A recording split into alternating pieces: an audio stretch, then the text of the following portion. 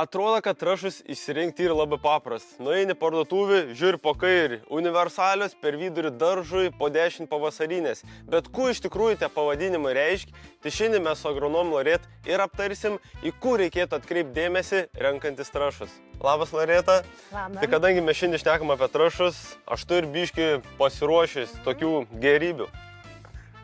Tai va, įsitraukiam. Va, čia turim vieną. Renkantis trąšas nereikėtų žiūrėti į pavadinimą arba piešinuką. Svarbiausia atsiversti kitą pusę produkto ir žiūrėti etiketę. Etiketėje visa informacija, kaip mes skaitom vaistų informacinius lapelius, taip reikėtų trąšų etiketę skaityti. Etiketėje mes pirmiausia žiūrime į NPK, tai yra azoto, fosforo, kalio kiekį ir santykį. Ačiū, kai kuriems žmonėms gali pasirodyti kaip koks kodas. Tai labai gerai, kad pasakėt, kur reiškia. Taip pat žiūrim, ar trąšoje yra mikroelementų, organinės dalies. Kaip dažnai sakau, mes per tą vietą sprendžiam problemą. Jeigu norim tik tai augalą pamaitinti, užteks mums NPK ir mikroelementų. Jeigu mes norim jį stimuliuoti ir dar to pačiu dirvožemį pagerinti, tai į sudėtį turėtų įeiti ir organinė dalis. Tai dabar pabandykim paanalizuoti šitus trąšus. Aš nežinau, kokia ši yra. Pat matas, kad ši yra suminė azotą. Tai čia turbūt ta pirma raidė N. N, taip. Jo. Taip, mes matome, kad čia yra 12 azoto, tai iš tikrųjų jau kaip ir vidury vasaros yra per didelis kiekis, nes išprovokuos augalų naujų lapų, ūglių augimą ir iki žiemos jie nespės sumedėti ir gali taip greičiau augalas apšalti. Tai išsiaiškinam, kad tarp šitų trąšų dominuoja azotas. Pažiūrėkim, kur turim čia. Tai va, matau, kad yra čia 9%, neskaitas. Ai, tai 9% azotą, tada fosforo 9 ir kalė, net 19. Taip. Tai mažesnis kiekis azoto, tai galime tręšti dar vidury vasaros ir kadangi yra didesnis kiekis kalio, tai trąša skirta daugiau, jeigu naudojam vaisiam ar daržovėm, kad būtų saldesnė uoga ir gražesnės spalvos. Jeigu naudojam gėlėm, tai turim vėl dekoratyvų žiedą. Bet dar mes turim vieną elementą - fosforą. Pasislėps turėti. Jo. Fosforas yra reikalingas šaknų sistemai ir rudenį ypač, kad greičiau ypač tie daugiamečiai augalai, kurie užaugino naujus ūglius, kad jie sumedėtų ir lengviau peržiemotų augalai. Loreta su Nojum pakalbėjot apie trąšų sudėtį ir kaip skaityti etiketės, o su manim gal galim pažiūrėti, kaip realiai trąšos veikia.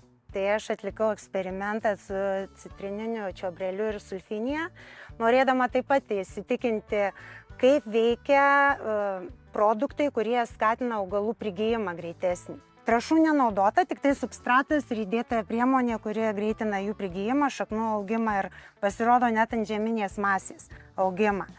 Be papildomo jokio tręšimo. Tai matom, kad kur panaudojau yra ir masės daugiau, sulfinija taip pat ir žiedelių turi daugiau ir pats augalas yra didesnis. Bet mes galim pasižiūrėti ir ypač šaknis. Manau, kad turėtų tikrai jos būti didesnės. Tai ką, matom, kad naudojant stimuliatorių augimo, tikrai tiek šaknis, tiek pats augalas yra didesnis. Taip. Išvada tokia? Tikrai taip. O dabar gal pažiūrim tada su sulfinija. Kontrolė pas tave. Pas mane naudota prigijimą skatinanti priemonė. Gerai, pažiūrėsim. Čia va galim parodyti, kad dar Granulės želė tos, veikia. Aha, neištirpusios. O kada sulfinija šitos yra pasodintos? Taip pat kovo Tas pats? gale. Tai vat, eksperimentas irgi pasitvirtino, nes jūsų šaknis yra ir daug ilgesnės ir tas gumulas kažkiek didesnis tikrai yra negu čia. Taip, biskį apiplėšiau šitų šaknelių, bet dar va matau, kad priemonėje buvo hidrogelis, granulės, kurios pagerina vandens sulaikymą šaknų zonoje ir jos dar veikiančios. O pati sulfinija, pažiūrėkim, kaip atrodo. Nu, jūsų yra didesnė, va, ir išsvirus. Dar turim vieną priemonę vandens įgėrį gerinančią. Tai pasižiūrėsim, kaip mūsų durpinės tabletės prisigeria vandenuko Tai čia dabar ką pilat, Loreta? Tai čia priemonė gerinanti vandens įgėrį, tai naudotina jinai vazonėliuose, vasarą laukia jiegi greitai išdžiūsta, arba galima ir darže taupant drėgmę. Tai vieną jūs įpilsit, o į kitą ne, aš taip Taip. suprantu ir pažiūrėsim, kaip skiriasi. Taip. Aha, gerai. Imk tu tabletę ir dedam. 1, 2, 3, ne? Op. O, čia iš karto. Taip, vazonėlėje, kai išdžiūsta durpė, neturime to nutekėjimo.